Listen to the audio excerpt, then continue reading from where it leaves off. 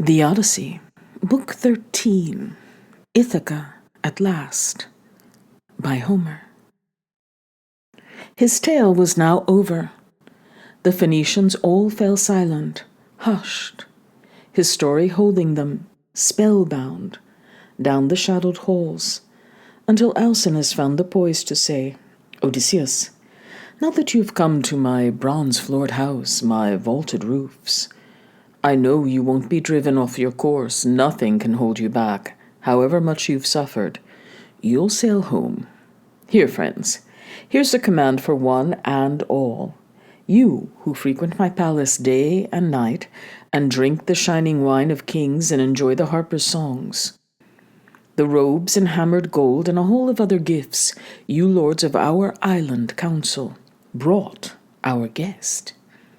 All I packed in his polished sea chest now. Come, each of us, add a sumptuous tripod, add a cauldron. Then recover our course with levies on the people. It's hard to afford such bounty, man by man." The king's instructions met with warm applause, and home they went to sleep, each in his own house. When young dawn with her rose-red fingers shone once more, they hurried down to the ship with handsome bronze gifts, and striding along the decks, the ardent King Alcinous stowed them under the benches, ship-shape, so nothing could foul the crewmen tugging at their oars. Then back the party went to Alcinous's house and shared a royal feast. The majestic king slaughtered an ox for them to Cronus' mighty son, Zeus of the thundercloud, whose power rules the world. They burned the thighs and fell to the lordly banquet, reveling there, while in their midst the inspired bard struck up a song, Demodocus, prized by all the people.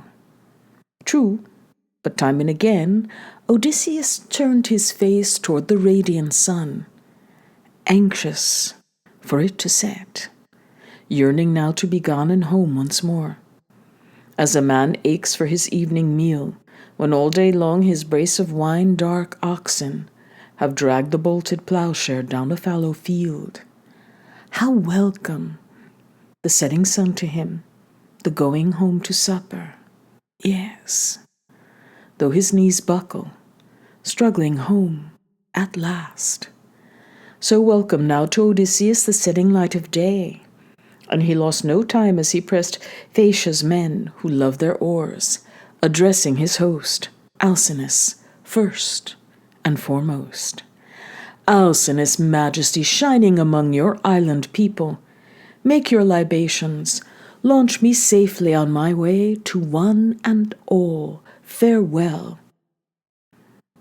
All is now good. My heart's desire, your convoy home, your precious loving gifts, and may the gods of Olympus bless them for me. May I find an unswerving wife when I reach home, and loved ones hail unharmed. And you, my friends, remaining here in your kingdom now, may you delight in your loyal wives and children. May the gods rain down all kinds of fortune on your lives. Misfortune never harbor in your homeland.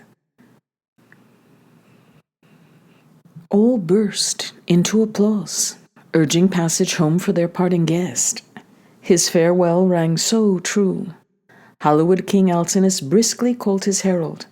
"Come, Pontonous, mix the wine in the bowl, pour rounds to all our banqueters in the house, so we, with a prayer to mighty Zeus the Father, can sail our new friend home to native land." Pontonous mixed the heady honeyed wine, and hovering closely, poured full rounds for all, and from where they sat they tipped libations out to the happy gods who ruled the vaulting skies. Then King Odysseus rose up from his seat, and placing his two-eared cup in Arete's hands, addressed the queen with parting wishes on the wing. "Your health, my queen, through all your days to come, until old age and death that visit all mankind, pay you a visit too. Now I am on my way, but you, may you take joy in this house of yours and your children, your people, in Alcinous the king." With that, the great Odysseus strode across the threshold, and King Alcinous sent the herald off with the guest to lead him down to the swift ship and foaming surf. And Arete sent her serving women, one to carry a sea cloak washed and fresh, a shirt as well, another assigned to bear the sturdy chest, and a third to take the bread and ruddy wine. When they reached the ship at the water's edge, the royal escorts took charge of the gifts at once, and stores of food and wine, stowed them deep in the holds, and then, for their guest, they spread out rug and sheets on the half-deck, clear stern on the ship's hull, so he might sleep there, soundly, undisturbed. And last, Odysseus climbed aboard himself, and down he lay, all quiet, as crewmen sat to the oarlocks, each in line. They slipped the cable free of the drilled stone post, and soon as they swung back and the blades tossed up the spray, an irresistible sleep fell deeply on his eyes, the sweetest, soundest oblivion, still as the sleep of death itself. And the ship like a four-horse team, careering down the plain, all breaking as one, with the whiplash cracking smartly, leaping with hoofs, high to run the course in no time. So the stern hove high and plunged with the seething rollers, crashing dark in her wake, as she surged, unwavering, never flagging, no, not even a darting hawk, the quickest thing on wings, could keep her pace as on she ran, cutting the swells at top speed, bearing a man equipped with the god's own wisdom, one who had suffered 20 years of torment, sick at heart, cleaving his way through wars of men and pounding waves at sea. But now he slept in peace, the memory of his struggles laid to rest. And then that hour the star rose up, the clearest, brightest star that always heralds the newborn light of day. The deep sea-going ship made landfall on the island, Ithaca, at last. There on the coast a haven lies, named for Phorus, the old god of the deep, with 2 jutting headlands sheered off at the seaward side, but shelving toward the bay that break the great waves whipped by the gales outside. So within the harbor ships can ride unmoored whenever they come in mooring range of shore. At the harbor's head, a branching olive stands with a welcome cave nearby, dank with sea mist, sacred to nymphs of the springs we call the Naiads. There are mixing bowls inside and double-handled jars crafted of stone, and bees store up their honey in the hollows. There are long stone looms as well, where the nymphs weave out their webs from clouds of sea-blue wool, a marvelous sight, and a wellspring flows forever. The cave has 2 ways in, one facing the north wind, a pathway down for mortals. The other, facing the south, belongs to the gods. No man may go that way. It is the path for all the deathless powers. Here at this bay the Phaeacian crew put in. They'd known it long before, driving the ship so hard she ran up onto the beach for a good half her length.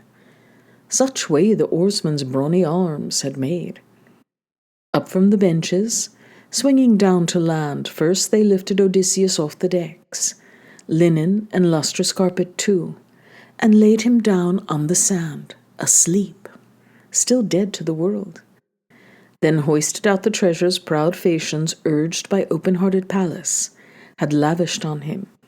Setting out for home, they heaped them all by the olive's trunk, in a neat pile, clear of the road for fear some passer-by might spot and steal Odysseus's hoard before he could awaken.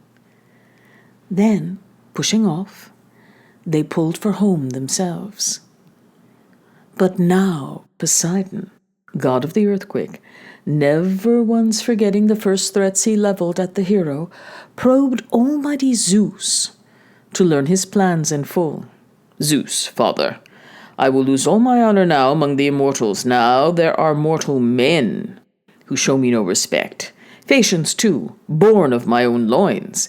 I said myself that Odysseus would suffer long and hard before he made it home, but I never dreamed of blocking his return, not absolutely at least.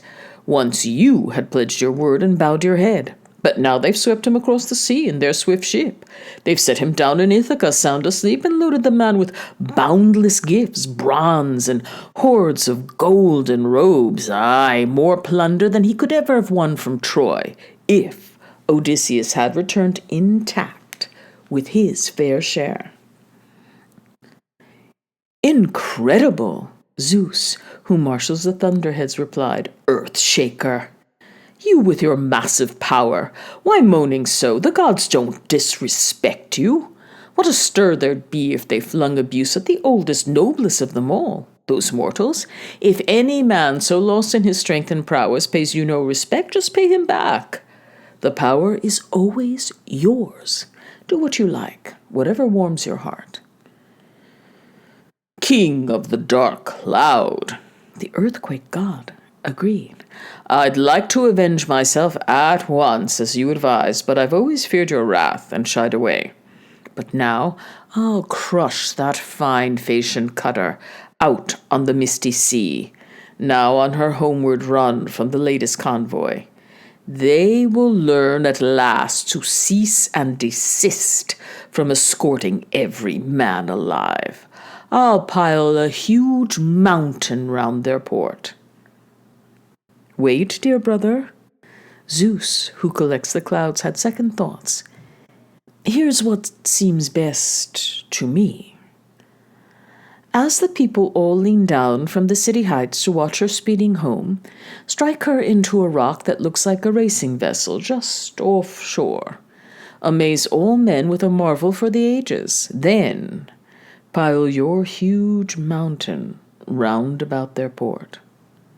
Hearing that from Zeus, the god of the earthquake sped to Scira now, the Phaeacians' island home, and waited there till the ship came sweeping in.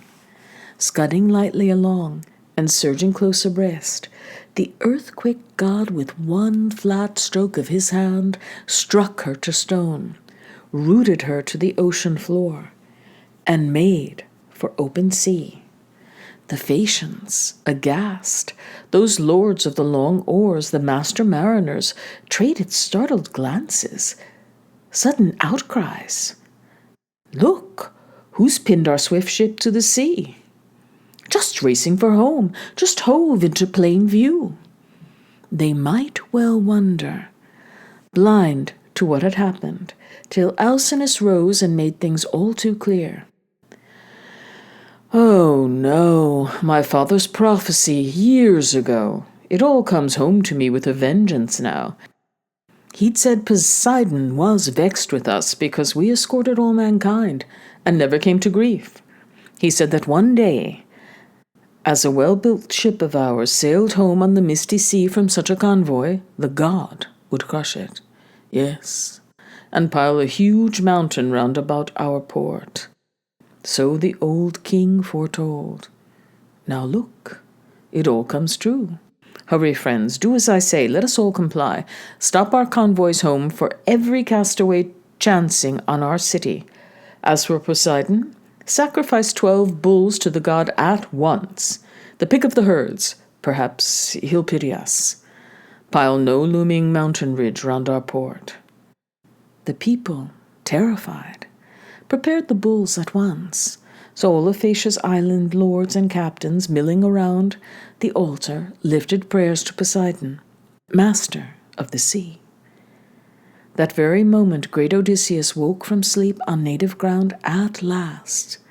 He'd been away for years, but failed to know the land, for the goddess Pallas Athena, Zeus's daughter, showered mist over all, so under cover she might change his appearance head to foot, as she told him every peril he'd meet at home. Keep him from being known by wife, townsmen, friends, till the suitors paid the price for all their outrage. And so to the king himself all Ithaca looked strange.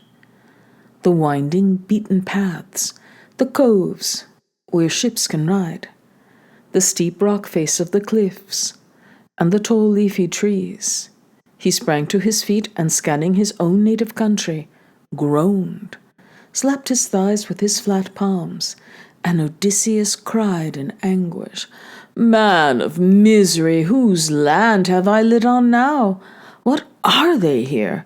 Violent, savage, lawless, or friendly to strangers, God-fearing men? Where can I take this heap of treasure now, and where in the world do I wander off myself? If only the trove had stayed among the Phaeacians there, and I had made my way to some other mighty king who might have hosted me well and sent me home. But now, I don't know where to stow all this, and I can't leave it here inviting any bandit to rob me blind. So damn those lords and captains, those Phaeacians. Not entirely honest or upright, were they, sweeping me off to this no man's land, and they swore they'd sail me home to sunny Ithaca. Well, they never kept their word. Zeus of the suppliants pay them back. He keeps an eye on the world of men and punishes all transgressors. Come, quickly, I'll inspect my treasure and count it up myself. Did they make off with anything in their ship?" With that, he counted up the gorgeous tripods, cauldrons, bars of gold, and the lovely woven robes. Not a stitch was missing from the lot, but still, he wept for his native country, trailing down the shore where the wash of sea on shingle ebbs and flows. His homesick heart in turmoil. But now Athena appeared and came toward him. She looked like a young man, a shepherd boy, yet elegant too, with all the gifts that grace the sons of kings, with a well-cut cloak falling in folds across her shoulders, sandals under her shining feet, a hunting spear in hand. Odysseus, overjoyed at the sight, went up to meet her, joining her now with salutations on the wing. "Greetings, friend. Since you are the first I've come on in this harbor, treat me kindly. No cruelty, please. Save these treasures. Save me too. I pray to you like a god. I fall before your knees and ask your mercy. And tell me this for a fact. I need to know. Where on earth am I? What land? Who lives here? Is it one of the sunny islands or some jutting shore of the good green mainland slanting down to sea?" Athena answered, her eyes brightening now. "You must be a fool, stranger, or come from nowhere, if you really have to ask what land this is. Trust me, it's not so nameless after all. It's known the world over, to all who live to the east and rising sun, and to all who face the western mists and darkness. It's a rugged land, too cramped for driving horses, but though it's far from broad, it's hardly poor. There's plenty of grain for bread, grapes for wine. The rains never fail, and the dew falls healthy. Good country for goats, good for cattle too. There's stand on stand of timber, and water runs in stream beds through the year. So, stranger, the name of Ithaca's reached as far as Troy, and Troy, they say, is a long, hard sail from Greece." Ithaca! Heart-racing Odysseus, that great exile, filled with joy to hear Athena, daughter of storming Zeus, pronounce that name. He stood on native ground at last, and he replied with a winging word to Pallas. Not with a word of truth, he choked it back, always invoking the cunning in his heart. "Ithaca, yes, I seem to have heard of Ithaca, even on Crete's broad island far from the sea. And now I've reached it myself with all this loot. But I left behind an equal measure for my children. I'm a fugitive now, you see. I killed Indomeneus's son, Orsilochus, lightning on his legs, a man who beat all runners alive on that long island. What a racer! He tried to rob me of all the spoil I'd won at Troy, the plunder I went to hell and back to capture, true, cleaving my way through wars of men and waves at sea, and just because I refused to please his father, serve under him at Troy, I led my own command. So now, with a friend, I lay in wait by the road. I killed him just loping in from the fields with one quick stroke of my bronze spear. In the dead of night, the heavens pitch black.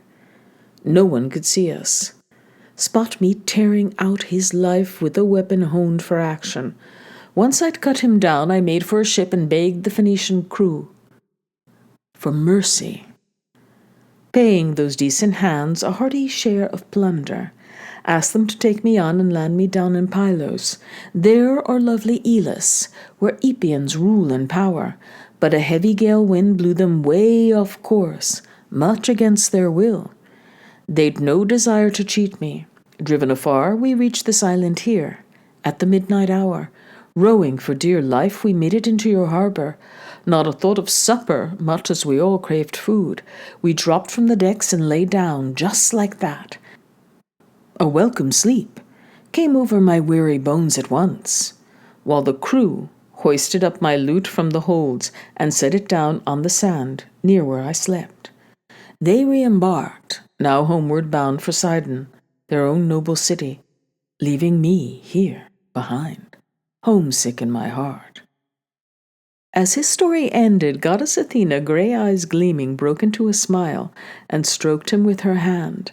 And now she appeared a woman, beautiful, tall, and skilled at weaving lovely things. Her words went flying straight toward Odysseus.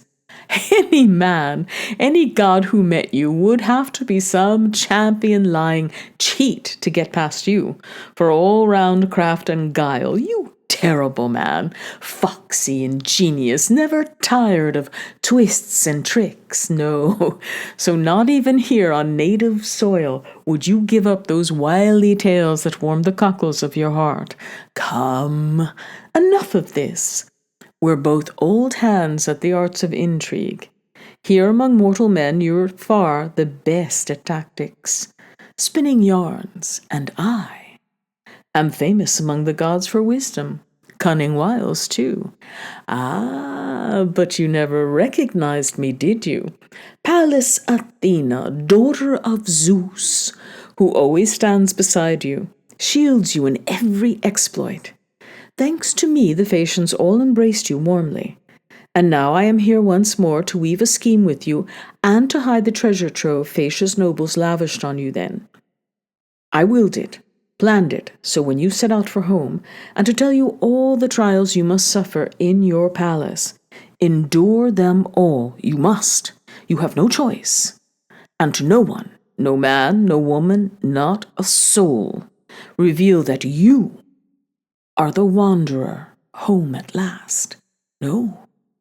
In silence, you must bear a world of pain, subject yourself to the cruel abuse of men. Ah, goddess, the cool tactician countered.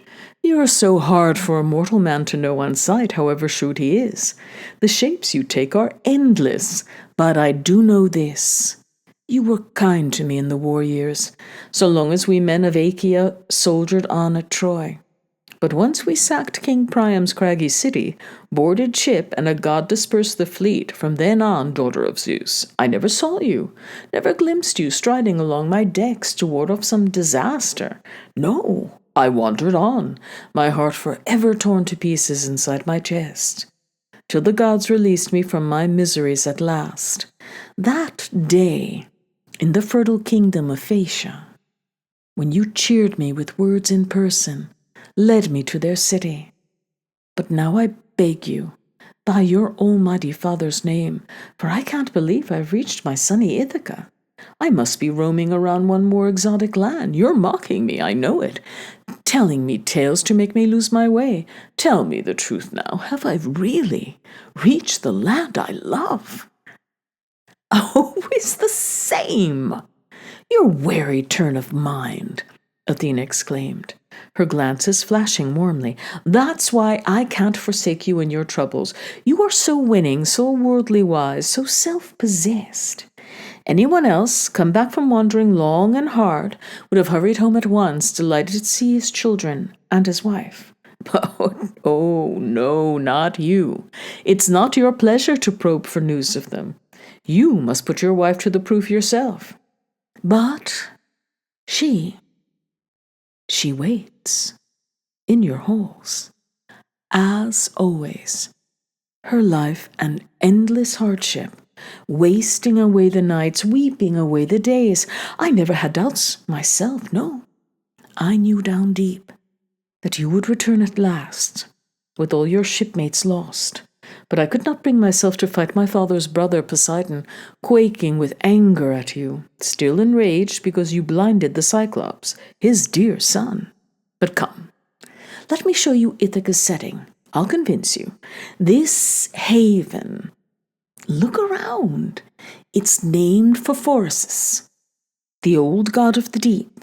And here at the harbor's head, the branching olive stands with the welcome cave nearby it, dank with sea mist, sacred to nymphs of the springs we call the Naiads.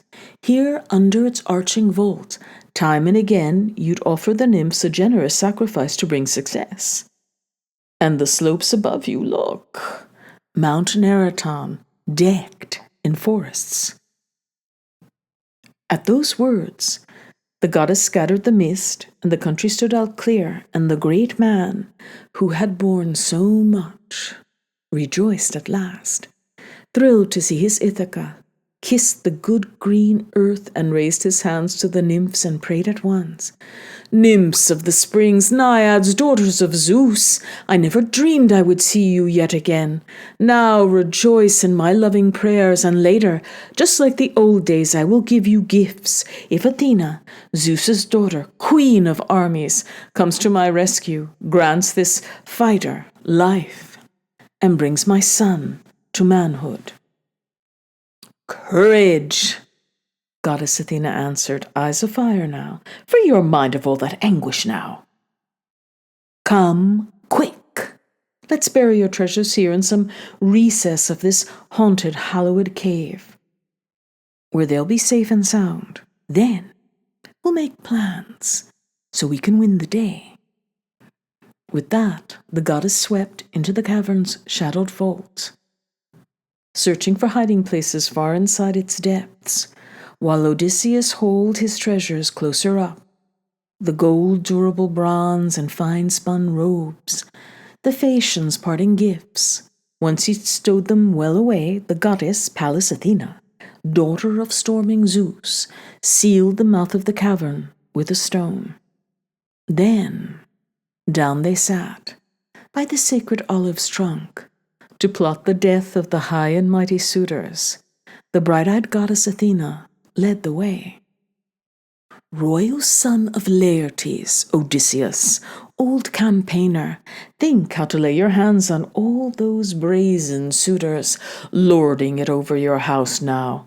3 whole years, courting your noble wife, offering gifts to win her, but she, forever broken-hearted for your return, builds up each man's hopes, dangling promises, dropping hints to each, but all the while with something else in mind. God help me, the man of intrigue broke out. Clearly I might have died the same ignoble death as Agamemnon, bled white in my own house too, if you had never revealed this to me now, goddess, blow by blow. Come, weave us a scheme so I can pay them back. You stand beside me, fire me with daring, fierce as the day we ripped Troy's glittering crown of towers down. Stand by me, furious now as then, my bright-eyed one, and I would fight 300 men, great goddess, with you to brace me, comrade in arms in battle. grey eyes ablaze. The goddess urged him on. Surely I'll stand beside you, not forget you. Not when the day arrives for us to do our work. Those men who court your wife and waste your goods, I have a feeling some will splatter your ample floors with all their blood and brains. Up now, quickly. First, I will transform you. No one must know you. I will shrivel the supple skin on your lithe limbs, strip the russet curls from your head, and deck you out in rags you'd hate to see some other mortal wear. I'll dim the fire in your eyes, so shining ones, until you seem appalling to all those suitors, even your wife and son, left behind at home. But you make your way to the swineherd first, in charge of your pigs, and true to you as always, loyal friend to your son, to Penelope, so self-possessed. You'll find him posted beside his swine, grubbing round the Raven's Rock and the spring called Arethusa, rooting for feed that makes pigs sleek and fat, the nuts they love, the dark pools they drink. Wait there. Sit with him. Ask him all he knows. I'm off to Sparta, where the women are a wonder, to call Telemachus home. Your own dear son, Odysseus. He's journeyed to Lacedaemon's rolling hills to see Menelaus, questing for news of you, hoping to learn if you are still alive. Shrewd Odysseus answered her at once. Why not tell him the truth? You know it all. Or is he, too, like father, like son, condemned to hardship, roving over the barren salt sea while strangers devour our livelihood right here? But the bright-eyed goddess reassured him firmly. No need for anguish, trust me, not for him. I escorted your son myself, so he might make his name by sailing there. Nor is he saddled down with any troubles now. He sits at ease in the halls of Menelaus, bathed in endless bounty. True enough, some young lords in a black cutter lurk in ambush, poised to kill the prince before he reaches home. But I have my doubts they will. Sooner the earth will swallow down a few of those young gallants who eat you out of house and home these days. No more words, not now. Athena stroked Odysseus with her wand. She shriveled the supple skin on his lithe limbs, stripped the russet curls from his head, covered his body, top to toe, with the wrinkled hide of an old man, and dimmed the fire in his eyes, so shining once. She turned his shirt and cloak into squalid rags, ripped and filthy, smeared with grime and soot. She flung over this the long pelt of a bounding deer, rubbed bare, and gave him a staff and beggar's sack, torn and tattered, slung from a fraying rope. All plans made, they went their separate ways, Athena setting off to bring Telemachus home from hallowed Lacedaemon.